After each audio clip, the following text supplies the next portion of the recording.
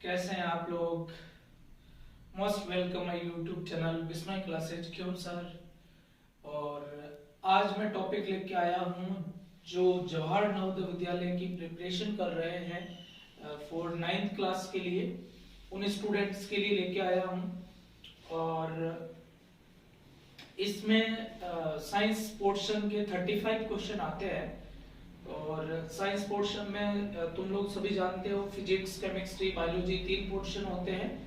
और मैं आज बायोलॉजी से क्या मोस्ट इम्पोर्टेंट क्वेश्चन बनते हैं या कौन कौन से टॉपिक बायोलॉजी के तुम्हें पढ़ने चाहिए नवोदय विद्यालय की प्रिपरेशन के लिए, जो इंट्रेंस एग्जाम होता है 24 फेब को है, उसके बारे में बात करूंगा। चलो स्टूडेंट्स, बायोलॉजी पोर्शन के अंदर कौन कौन सी चीजें आती है। जैसे सबसे पहले आती है सेल का पोर्शन आता है। बायोलॉजी के अंदर सेल पोर्शन के क्वेश्चन पूछे जाते हैं 2 to 3। सेल पोर्शन से क्वेश्चन पूछे जाते हैं 2 to 3।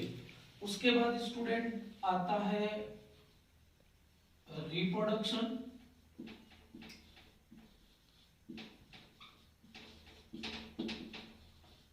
और रिप्रोडक्शन पोर्शन के क्वेश्चन पूछे जाते हैं 2 to 3। रिप्रोडक्शन के अंदर ह्यूमन रिप्रोडक्शन भी अपने कोर्स में है, और इसके अलावा प्लांट का जो रिप्रोडक्शन होता है वो भी अपने कोर्स में है।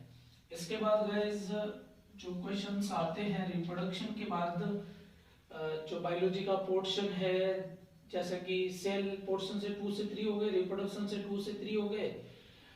अब मैं ये बता रहा हूँ कि जो सेल पोर्शन है उसमें किस टाइप के क्वेश्चन आते हैं या कौन कौन से क्वेश्चन पूछे जा सकते हैं। तुम लोग सभी जानते होंगे कि सेल जो है 2 टाइप्स की होती है, prokaryotic cell and eukaryotic cell. Prokaryotic cell का मतलब ये होता है कि ऐसी सेल जिसके अंदर न्यूक्लियस वेल डेवलप नहीं होता है, और जो प्रिमिटिव सेल है यानी जो प्राचीन या प्रिमिटिव ऑर्गेनिज्म है उनके अंदर जो सेल है प्रिमिटिव ऑर्गेनिज्म के अंदर, वो प्रोकैरियोटिक टाइप की सेल होती है। प्रोकैरियोटिक सेल के अंदर ऑर्गेनल्स जो होते हैं मेम्ब्रेन बाउंड ऑर्गेनल्स एब्सेंट होते हैं।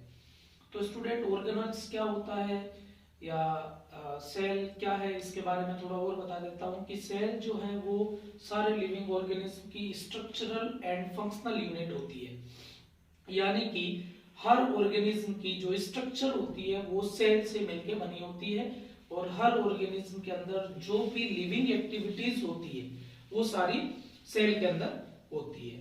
तो और सेल की अगर बात करें तो सेल की डिस्कवरी की थी रॉबर्ट हुक ने। और रॉबर्ट हुक ने जब इसकी डिस्कवरी की तो उसने हनीकॉम्ब जैसी उसको कुछ स्ट्रक्चर देखी, तो उसने उसको लिटिल रूम बोला। लिटिल रूम का मतलब होता है सेल को लिटिल रूम कहते हैं वहां पे। तो उसने लिटिल रूम की तरह, सेल एक्चुअली में ऐसी ही है लिटिल रूम की तरह, यानी कि जैसे ये रूम है वैसे सेल के चारों तरफ प्लाज्मा मेम्ब्रेन होती है, जैसे वॉल होती है, और उसके अंदर प्लाज्मा मेम्ब्रेन के अंदर अलग अलग तरह के ऑर्गेनल्स होते हैं। और जैसे रूम के अंदर फर्श होता है उसी तरीके से सेल के अंदर साइटोप्लाज्म होता है। फर्क ये है कि फर्श अपना सॉलिड है, साइटोप्लाज्म जो होता है वो सेमी लिक्विड फॉर्म में रहता है।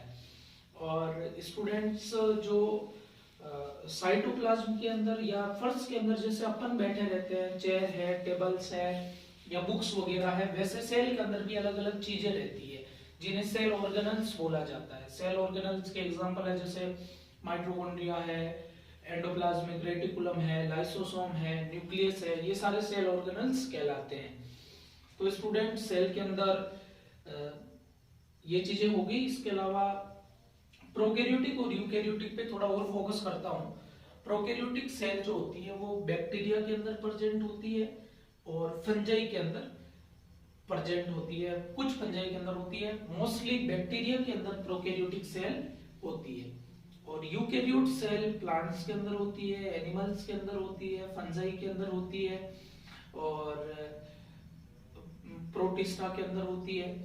तो जो यूकैरियोटिक सेल है, यूकैरियोट्स का मतलब उसके अंदर जो न्यूक्लियस होगा वो वेल डेवलप होगा और मेम्ब्रेन बाउंड स्ट्रक्चर ऑर्गेनल्स होंगे, जैसे माइटोकॉन्ड्रिया है, प्लास्टिड है, लाइसोसोम है, ये चीजें प्रेजेंट होगी यूकैरियोटिक सेल के अंदर।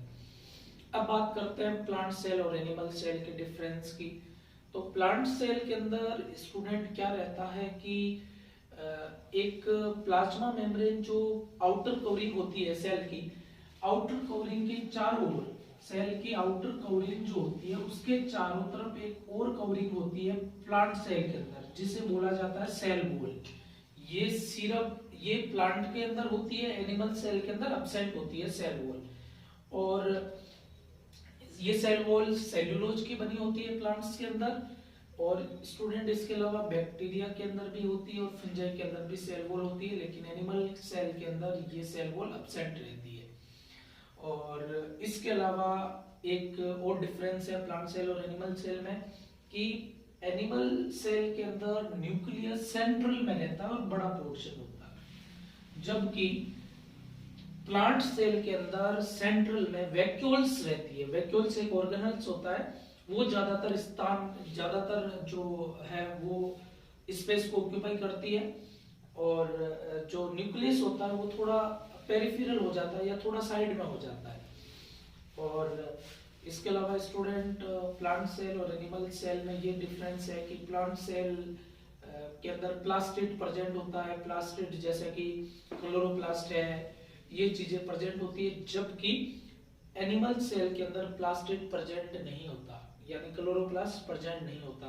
क्लोरोप्लास्ट की प्रेजेंस के कारण ही तुम जानते होंगे कि जो प्लांट सेल होती है वो ग्रीन दिखाई देती है। इसके अलावा स्टूडेंट जो प्लांट सेल होती है उसके अंदर जो एक ऑर्गेनल्स होता है सेंट्रोसोम, वो एब्सेंट रहता है, वो सेंट्रोसोम प्रेजेंट होता है एनिमल सेल के अंदर।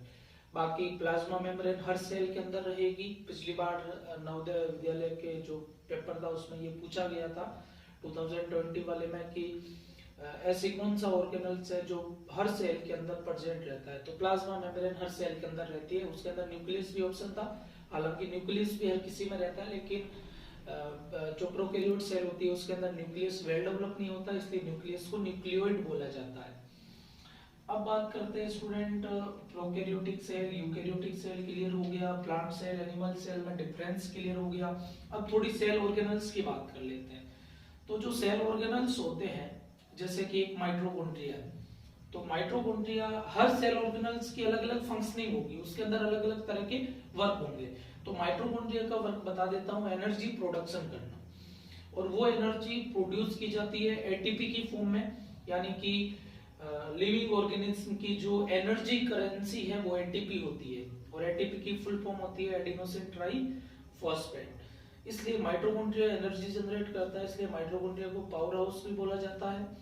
और इसके बाद मैं बात करता हूँ क्लोरोप्लास्ट की। तो क्लोरोप्लास्ट के अंदर स्टूडेंट क्लोरोफिल पिगमेंट होते हैं, और क्लोरोफिल पिगमेंट के कारण जो सेल होती है या प्लांट्स जो है वो ग्रीन दिखाई देते हैं। और क्लोरोफिल पिगमेंट क्या करता है, सन की लाइट को कैच करता है और उसको उससे फूड का फॉर्मेशन करता है, जिसे अपन फोटोसिंथेसिस कहते हैं। और क्लोरोप्लास्ट के बाद अगर मैं बात करूं लाइसोसोम की, तो स्टूडेंट लाइसोसोम को सुसाइडल बैग बोला जाता है। और इसका रीजन ये है कि लाइसोसोम एक्चुअली में लाइसोसोम का फंक्शन ये रहता है कि लाइसोसोम के अंदर बहुत पावरफुल हाइड्रोलाइटिक एंजाइम प्रेजेंट होते हैं। वो एंजाइम क्या करते हैं, कोई डेड सेल है या डेड ऑर्गेनल्स है या कोई फॉरेन पार्टिकल है, उनको डिस्ट्रॉय करने का काम करता है। लेकिन जब सेल की मेटाबॉलिज्म में मिस्टेक हो जाती है और सेल जो है वो डैमेज हो जाती है, तो उसका जो लाइसोसोम होता है वो ब्रस्ट हो जाता है, यानी फट जाता है। लाइसोसोम फटने से क्या होता है कि उसके अंदर के जो एंजाइम है वो बाहर आ जाते हैं, और वो बाहर आके सेल का ही डाइजेशन कर देते हैं, यानी सेल को ही खा जाते हैं। तो इसलिए इनको सुसाइडल बैग बोला जाता है लाइसोसोम को। इसके बाद बात करते हैं राइबोसोम की। राइबोसोम स्टूडेंट ऐसा ऑर्गेनल्स है जो प्रोकैरियोट सेल में भी प्रेजेंट होगा और यूकैरियोट सेल में भी प्रेजेंट होगा। राइबोसोम के बारे में ये पॉइंट है कि राइबोसोम जो है वो क्या काम करते हैं, राइबोसोम प्रोटीन सिंथेसिस का काम करते हैं। इसके अलावा थोड़ा सा राइबोसोम में ये फर्क है कि प्रोकैरियोट सेल में 70s राइबोसोम होता है, जबकि यूकैरियोट सेल में 80s राइबोसोम होता है। अब बात करें एंडोप्लाज्मिक रेटिकुलम की, तो एंडोप्लाज्मिक रेटिकुलम स्टूडेंट दो टाइप की होती है, rough endoplasmic reticulum and smooth endoplasmic reticulum.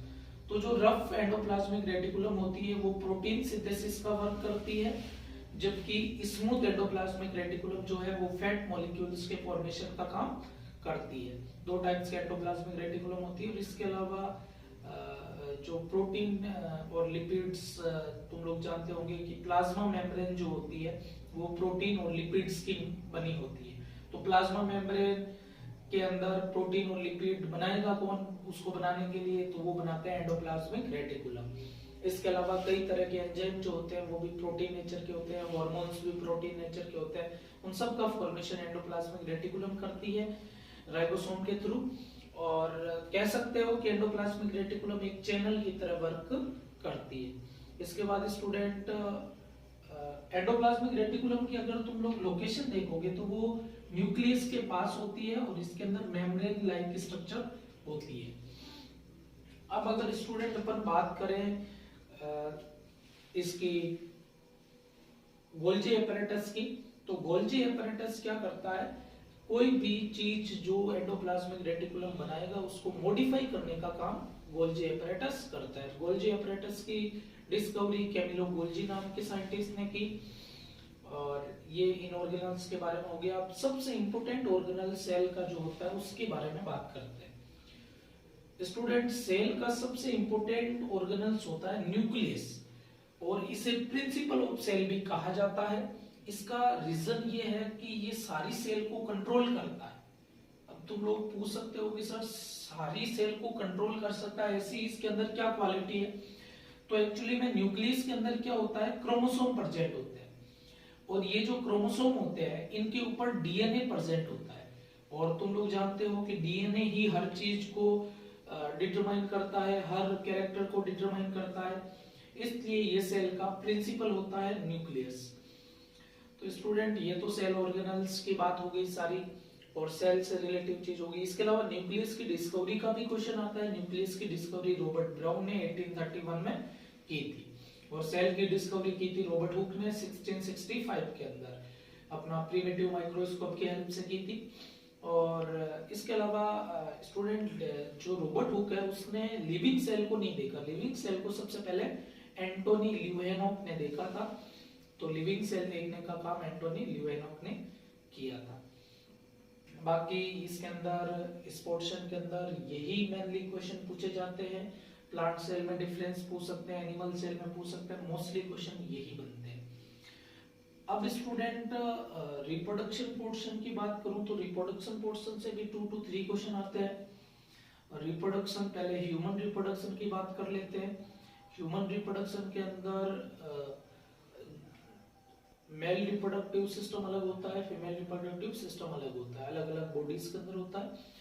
जो मेल रिप्रोडक्टिव सिस्टम होता है उसकी बात करते हैं स्टूडेंट। मेल रिप्रोडक्टिव सिस्टम के अंदर जो मेन मेल रिप्रोडक्टिव ऑर्गन है उसका नाम होता है टेस्टिस।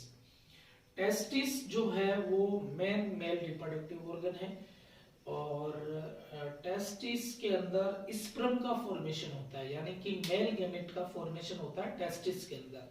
तुम लोग जानते होंगे कि मेनली रिप्रोडक्शन में क्या होता है कि मेल गैमेट और फीमेल गैमेट आपस में फ्यूज होते हैं और एम्ब्रियो का फॉर्मेशन करते हैं। पहले जाइगोट बनाते हैं, फिर एम्ब्रियो का फॉर्मेशन करते हैं। तो पहले मेल गैमेट बनना जरूरी है। वो किसके अंदर बनता है? मेल गैमेट बनता है टेस्टिस के अंदर। तो इसलिए टेस्टिस जो होता है वो प्राइमरी रिप्रोडक्टिव ऑर्गन होता है। इसके अलावा इसके अंदर एसेसरी रिप्रोडक्टिव ऑर्गन के अंदर बात करें तो वॉस डिफरेंस है, और इसके अलावा जो है प्रोस्टेट ग्लैंड है, ये जो होती है, या पेनिस जो है, ये सारे एसेसरी रिप्रोडक्टिव ऑर्गन में आते हैं, यानी मेल गैमेट को फीमेल गैमेट तक पहुंचाने में हेल्प करते हैं। अब स्टूडेंट बात करते हैं मेल हार्मोन की। मेल हार्मोन होता है टेस्टोस्टेरोन या एंड्रोजन कहते हैं। अब मेल हार्मोन्स जो होता है, तो मेल हार्मोन्स स्टूडेंट क्या काम करता है, यानी कि मेल हॉर्मोन्स या कोई भी जो हॉर्मोसेक्स हार्मोन होता है उनका ये वर्क रहता है कि सेकेंडरी सेक्सुअल कैरेक्टर डेवलप करना।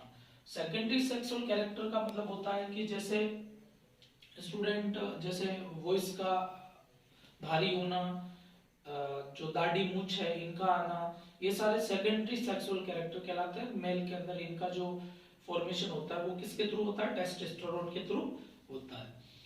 और इसके अलावा अब बात करते हैं फीमेल रिप्रोडक्टिव सिस्टम की। फीमेल रिप्रोडक्टिव सिस्टम के अंदर मेन फीमेल गैमेट का फॉर्मेशन करेगा वही मेनली फीमेल रिप्रोडक्टिव ऑर्गन होगा। और फीमेल रिप्रोडक्टिव गैमेट का जो फीमेल गैमेट है उसको एग या ओवा बोला जाता है, उसका फॉर्मेशन करती है ओवेरी। तो ओवेरी मेन रिप्रोडक्टिव ऑर्गन है फीमेल रिप्रोडक्टिव सिस्टम का। इसके अलावा कुछ एसेसरी ऑर्गन भी होते हैं जैसे कि यूट्रस है, वेजिना है ये, और ओविडक्ट है, ये एसेसरी रिप्रोडक्टिव ऑर्गन है, यानी कि उस फीमेल गैमेट के ट्रांसपोर्टेशन में या फिर यूं कह दो कि मेल गैमेट के ट्रांसपोर्टेशन में हेल्प करते हैं, या मेल गैमेट और फीमेल गैमेट के फ्यूजन से जो जाइगोट बनता है और उससे बाद में एम्ब्रियो बनता है वो इन एसेसरी ऑर्गन हेल्प करते हैं। ब्रेस्ट भी एसेसरी ऑर्गन के अंदर ही आता है। अब बात करते हैं फीमेल सेक्स हार्मोन की। तो फीमेल सेक्स हार्मोन दो होते हैं, एस्ट्रोजन और प्रोजेस्टेरोन। एस्ट्रोजन और प्रोजेस्टेरोन ऐसे हार्मोन है, प्रोजेस्टेरोन तो प्रेगनेंसी के वक्त काम आता है, और एस्ट्रोजन हार्मोन जो है वो जनरली फीमेल के अंदर सेकेंडरी सेक्सुअल कैरेक्टर डेवलप करता है। सेकेंडरी सेक्सुअल कैरेक्टर यानी आवाज का पतला होना और उनके अंदर ब्रेस्ट की साइज का बढ़ना, ये सारे सेकेंडरी सेक्सुअल कैरेक्टर होते हैं। अब बात करते हैं स्टूडेंट रिप्रोडक्शन पोर्शन की होगी। अब ये तो ह्यूमन रिप्रोडक्शन सिस्टम था। अब बात करते हैं प्लांट रिप्रोडक्शन सिस्टम की। तो प्लांट रिप्रोडक्शन सिस्टम जो है वो स्टूडेंट प्लांट के फ्लावर ऑर्गन के अंदर होता है। तो प्लांट का रिप्रोडक्टिव ऑर्गन कौन सा होता है? फ्लावर। फ्लावर के 4 पार्ट होते हैं, उसके अंदर कैलिक्स होता है और कोरोला होता है, स्टिमन होता है, और स्टिमन को आप एंड्रोसियम भी बोल सकते हो, और कार्पल या गाइनोसियम होता है।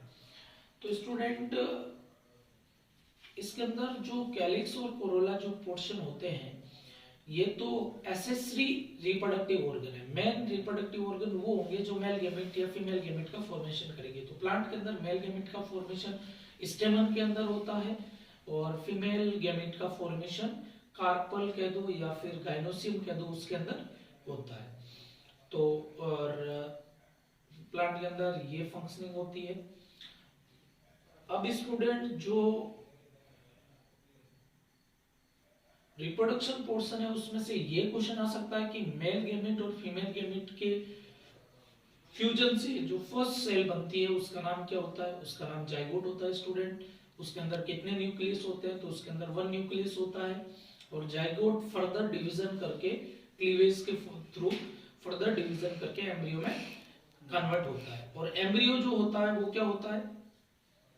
एम्ब्रियो वो चीज होती है जो जिससे इन्फेंट का फॉर्मेशन होगा, है ना। और इन्फेंट यानी एम्ब्रियो जो होता है उससे आगे जाके इन्फेंट या शिशु बनता है, और प्रेगनेंसी पीरियड रहता है 9th मंथ रहता है।